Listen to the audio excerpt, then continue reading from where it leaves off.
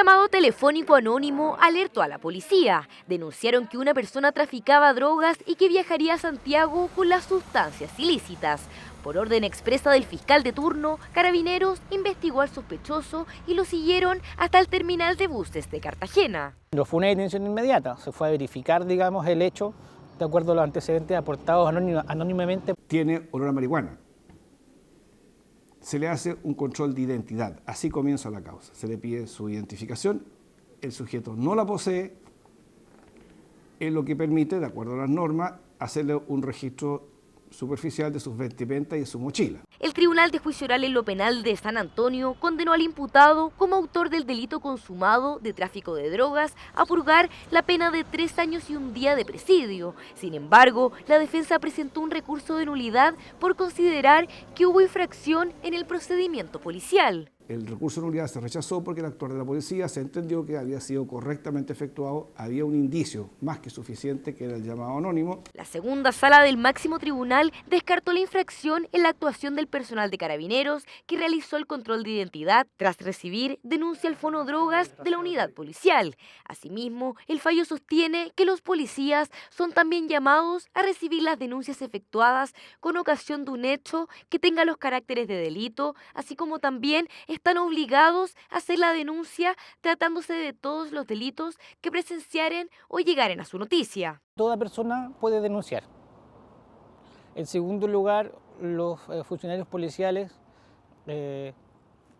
cuando reciben una denuncia, deben hacer la misma acción. Según establece el Código Procesal Penal, los funcionarios policiales deberán solicitar la información de cualquier persona en casos fundados que estimaren que exista algún indicio de que hubiere cometido o intentado cometer un crimen, simple delito, falta. Originalmente el Código Procesal Penal mencionaba indicios en plural. Posteriormente, por una reforma que se modificó la ley y quedó el indicio como singular. La Corte Suprema rechazó el recurso de nulidad y confirmó la sentencia dictada por el Tribunal de Juicio Oral en lo Penal de San Antonio. La preservación de la flora y fauna endémica y la ganadería han debido convivir desde la introducción de ganado foráneo en la región de Magallanes y la Antártica chilena, dos aspectos típicos de la Patagonia que tras una acción judicial presentada por una agrupación de ganaderos pusieron en jaque al asegurar estar expuestos a ataques inminentes de pumas. Cada productor, en la medida que se vea afectado por depredaciones ocasionadas por carnívoros, deben hacerlo a través de un procedimiento que está establecido en el servicio. La agrupación ganadera presentó un recurso de protección en la Corte de Apelaciones de Punta Arenas contra CONAF y la Seremía de Agricultura ante una presunta vulneración de derechos fundamentales. En la acción judicial se manifestó un supuesto incumplimiento de obligaciones reglamentarias en el manejo de pumas como una especie protegida. El plan de conservación del puma específicamente lo coordinó y lo elaboró el Servicio Agrícola y Ganadero, obviamente que con los aportes de las otras instituciones relacionadas. Y en este caso uno de los reclamos de los ganaderos era el hecho que los pudieran bonificar ante daños a su ganado. No se había podido demostrar con precisión cuál habría sido el acto u omisión concreto de parte de los recurridos que habría conllevado la afectación de estas garantías constitucionales. El plan de conservación del puma busca que instituciones como CONAF o el SAG trabajen de forma conjunta para la conservación del animal en peligro de extinción. Está destinado a regular aquellos casos en que se producen ataques efectivos de puma. Las instituciones encargadas de la preservación del puma aseguran que existen varias medidas de mitigación contra animales salvajes en la zona. El uso de perros pastores que cuando son bien aplicados la verdad es que han estado dando buenos resultados y naturalmente, entre otras cosas, vigilancia permanente de parte de los productores y sus trabajadores hacia el rebaño. La Corte de Apelaciones de Punta Arenas rechazó el recurso de protección tras establecer que la agrupación ganadera no pudo acreditar que fuese el puma la especie que se encuentra afectando la actividad ganadera de la zona. A simple vista se manifiesta la necesidad de arreglar esta casa que pareciera inhabitable. Antes que su propietario la recuperara, 20 familias habían tomado el inmueble e incluso hubo un operativo antidrogas en su interior. Ya en su poder, el dueño comenzó los trabajos de reconstrucción, pero no tomó en cuenta algo fundamental. La propiedad se encuentra en un barrio protegido por la Ley 17.288 de Monumentos Nacionales. Cualquier intervención que se quiera hacer requiere la autorización previa. Y en este caso, de acuerdo a lo que señala el fallo, hubo intervenciones que afectaron vanos, vale decir las ventanas, algún tipo de fachada, porque se abrió al parecer un acceso nuevo, y eso evidentemente afecta a los valores del inmueble que está inserto en un área protegida.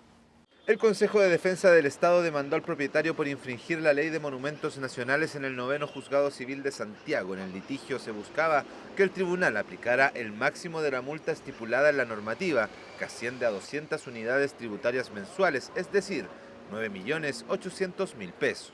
La violación objetiva sería a la falta de autorización para, ¿no es cierto?, hacer reparaciones y la prohibición de destruir el inmueble. En primera instancia se ordenó al propietario pagar una multa de 150 unidades tributarias mensuales, infracción que el propietario impugnó en la Corte de Apelaciones de Santiago. El Tribunal de Alzada confirmó la sentencia del 9º Juzgado Civil, pero rebajaron la multa aplicada a 80 unidades tributarias mensuales, es decir, 3.920.000 pesos, a beneficio del Consejo de Monumentos Nacionales. Otra cosa es qué va a pasar con las obras que se hayan realizado, porque el tema de las obras realizadas o de lo que quiera realizar en el futuro, el titular, el propietario de este recinto va a tener que solicitar la autorización al Consejo de Monumentos para poder realizarlas conforme a la ley, para después contar con la recepción final de la Dirección de Obras Municipales. La Ley de Monumentos Nacionales protege 5 categorías de bienes: los monumentos históricos, las zonas típicas, los monumentos públicos, monumentos arqueológicos y paleontológicos y los santuarios de la naturaleza. Fue violada, asesinada y descuartizada. Así terminó abruptamente la vida de Paula López en enero de 1999 en esta calle de Santa Cruz, en la región de O'Higgins, a pocas cuadras de su casa. Su agresor, un ciudadano colombiano, tenía antecedentes penales en su país, donde perpetró el mismo delito. En Chile fue condenado a pena de muerte, pero una modificación legal lo salvó del escuadrón de fusilamiento.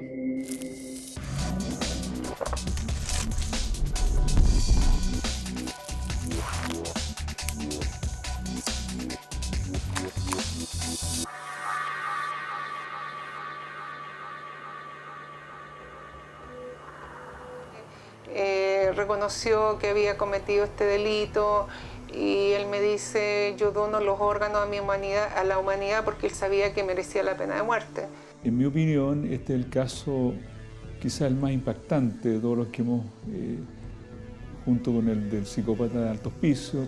Chile de 1999, año en que falleció el monseñor Raúl Silva Enríquez, entró en vigencia la ley de filiación, desapareció Jorge Matute Jones y en que Ricardo Lagos de Escobar fue electo presidente de la República.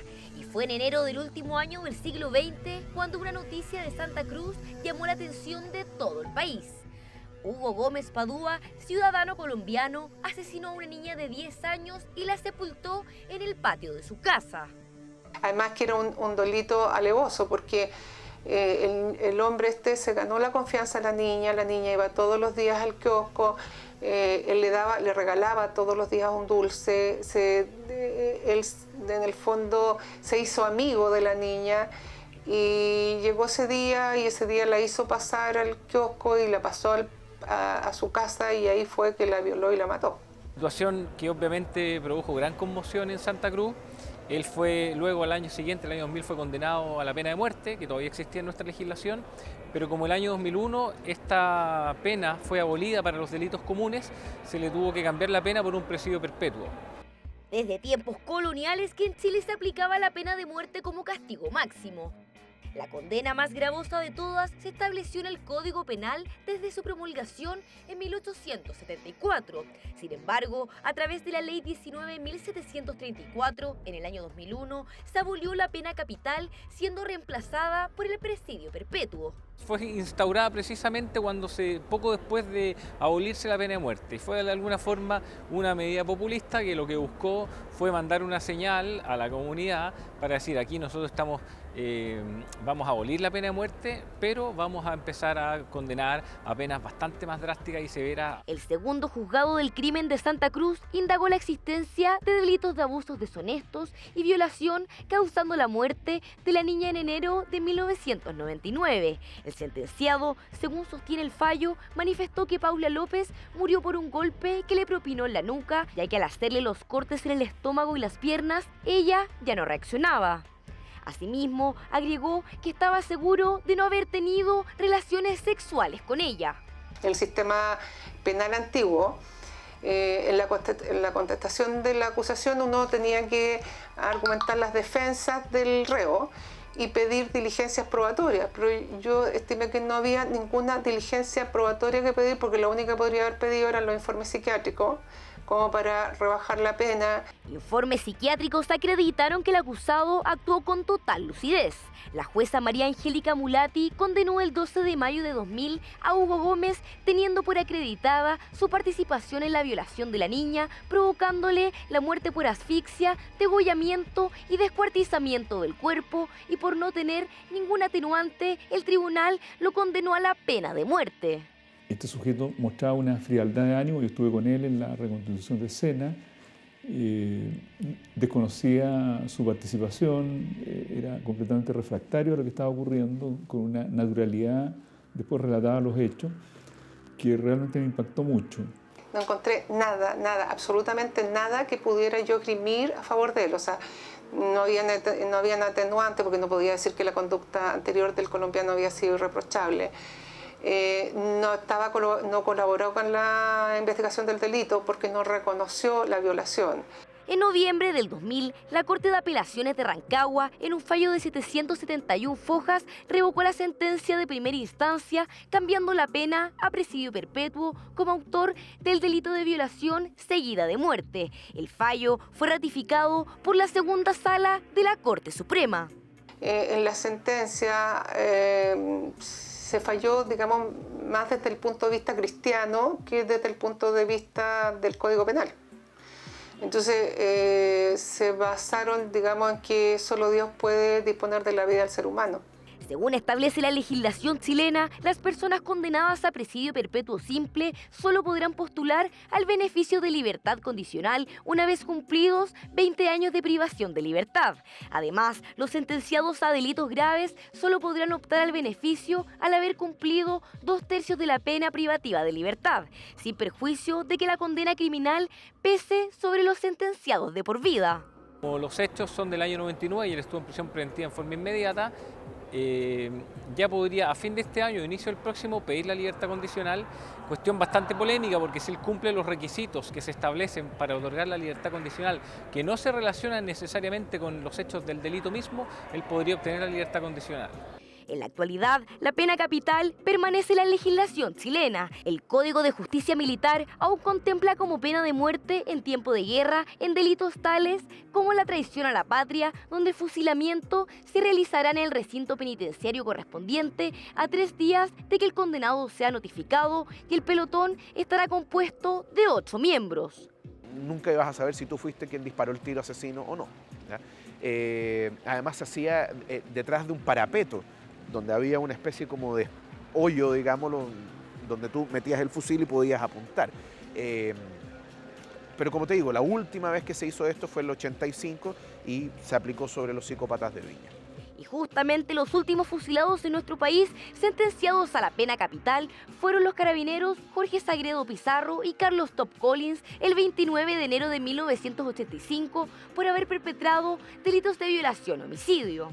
Según el Pacto de San José de Costa Rica, para ilícitos comunes, la pena de muerte no se podría restablecer en los estados donde se haya abolido.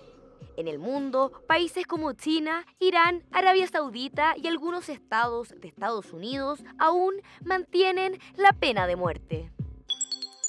El dueño de una empresa de entretenciones apeló a un fallo del primer juzgado de policía local de Arica que lo condenaba al pago de 3 unidades tributarias mensuales y a la clausura de su local por 30 días, luego de que fuera denunciado por la municipalidad ariqueña de infringir un decreto sobre rentas municipales, ya que además de vender bebidas y comestibles, para lo que sí contaba con autorización, había instalado en el recinto diversas máquinas tragamonedas. En este caso la sancionada reclamaba, y por eso dedujo el recurso de apelación, que ella tenía una patente y que había una norma que la autorizaba a ampliar esa patente para tener estas máquinas tragamonedas. Pero la verdad es que tenía una patente, pero era para confites. Y esa patente, en definitiva, no la autorizaba a tener estas máquinas tragamonedas. Una situación irregular que ocurre en todo el país. Hay que decir que es del todo irregular. En Santiago, bueno, tenemos mucha experiencia con el tema, toda vez que las fiscalizamos constantemente. En definitiva, es del todo ilegal. Aquí no hay ninguna regulación. Nuestro municipio no otorga patentes. No podemos otorgar una patente que autorice esta máquina. Eso es del todo ilegal. Nadie sabe si es de azar o destreza. La Corte de Apelaciones de Arica confirmó la sentencia de primera instancia, manteniendo la multa cursada y la orden de clausura del local comercial. La multa, súper clara.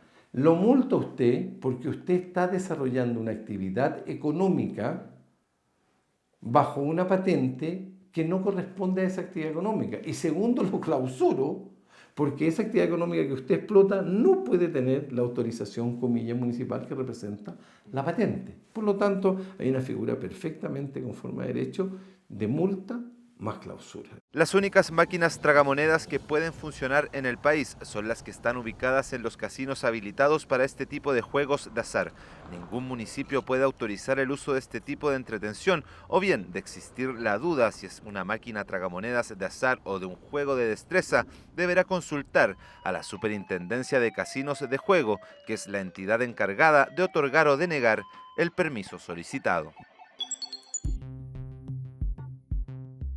Un testigo será considerado cualquier persona que tenga información sobre un delito o hecho que pueda ser objeto de un proceso judicial. Por ejemplo, quien presenció un robo que puede informar sobre detalles de dónde, cuándo y cómo ocurrió, o quien haya presenciado un accidente de tránsito podría dar detalles de cómo ocurrieron los hechos. En el proceso penal, al menos los testigos cumplen un rol fundamental en la investigación, donde serán citados por la Fiscalía para aportar antecedentes, y también en el juicio oral, instancia judicial en que son presentados por el ente persecutor para atestiguar los hechos en los que se basa la persecución penal. En vista de la información que manejan, los testigos podrían sufrir amenazas, hostigamientos y hasta atentados en su contra. Por lo tanto, es deber de la Fiscalía adoptar medidas de protección para ellos. Algunas de estas son la imposibilidad de la identificación visual de la víctima en determinadas audiencias o en medio del proceso de investigación. En algunos casos se ha otorgado incluso el cambio de residencia. También en otros casos se podrá solicitar al juez de garantía que otorgue alguna de las medidas de protección presentes en el Código Procesal Penal, como que el imputado tenga prohibición de acercarse a la víctima, testigo o a sus familiares. Tras fugarse en un helicóptero desde la cárcel de alta seguridad en 1996, Mauricio Hernández Norambuena, conocido como el comandante Ramiro, fue extraditado desde Brasil el pasado lunes 19 de agosto para cumplir en Chile 2 cadenas perpetuas por el homicidio terrorista del senador Jaime Guzmán Errázuriz y el secuestro terrorista de Cristian Edwards del Río. Durante horas de la mañana del miércoles 21 de agosto, el ministro en visita para causas de derechos humanos, Mario Carroza, interrogó a Mauricio Hernández Norambuena sobre la fuga del recinto penal, audiencia en que el sentenciado declinó referirse al tema, haciendo uso de su derecho a guardar silencio.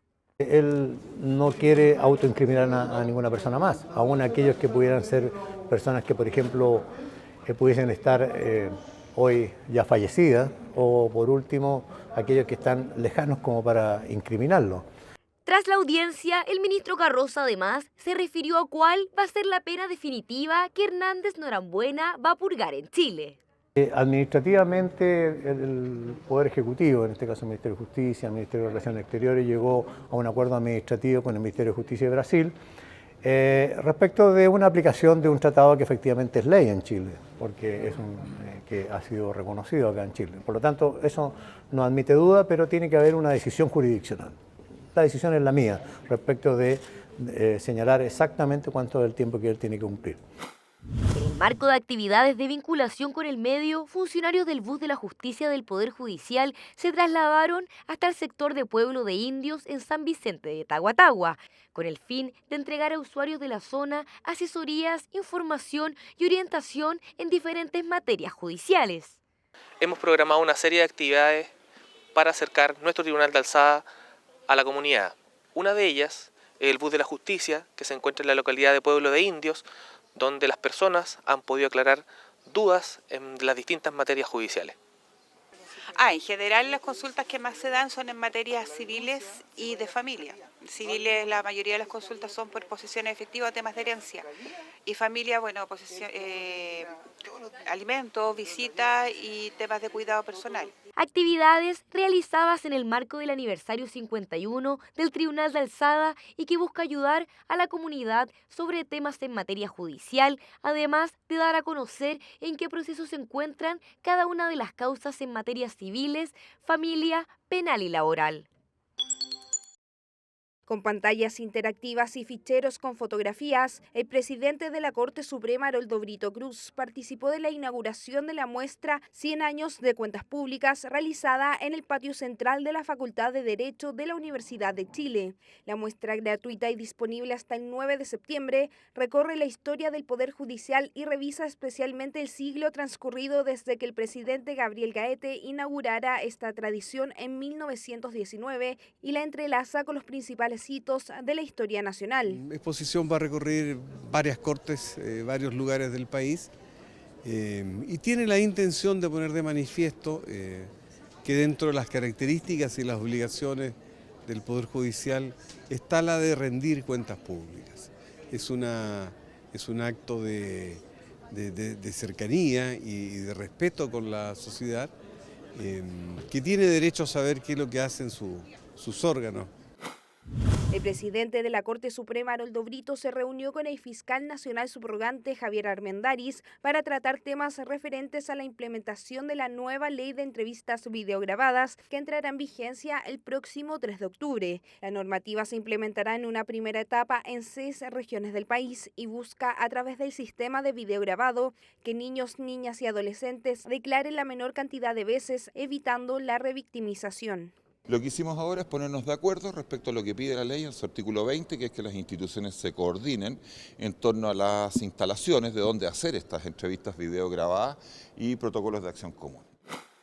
Miembros del Colegio de Periodistas se reunieron con el presidente de la Corte Suprema para abordar la situación del periodista Mauricio Weibel, a quien se le habría intervenido su teléfono por parte de la Dirección de Inteligencia del Ejército, mientras el profesional de las comunicaciones investigaba hechos de corrupción al interior de la institución. En el encuentro, el presidente Brito solicitó un informe al gremio con mayor contexto de la situación que afectó al comunicador. No podemos permitir como colegio de periodistas que continúen estas prácticas intrusivas, ilegales, que no se ajustan a derecho, y por lo mismo para nosotros era muy relevante que el presidente de la Corte Suprema escuchara nuestra opinión, escuchara nuestra demanda. Hemos recibido la preocupación del presidente de la Corte Suprema, que nos ha pedido que le entreguemos un informe detallando estas y otras situaciones que ameritan ser investigadas, que han afectado a los medios de comunicación en los últimos años.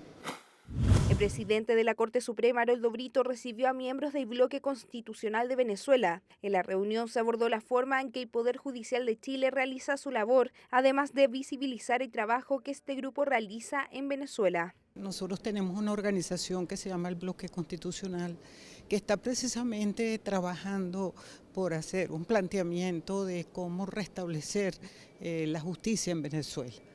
Y quisimos conversar con el presidente para llevarnos algunas impresiones, algunas experiencias chilenas que nos puedan permitir los cambios necesarios en nuestro país. El Bloque Constitucional Venezolano es una iniciativa de magistrados, fiscales y académicos quienes buscan rescatar, entre otras cosas, la vigencia de la Constitución venezolana, además de restablecer la institucionalidad democrática.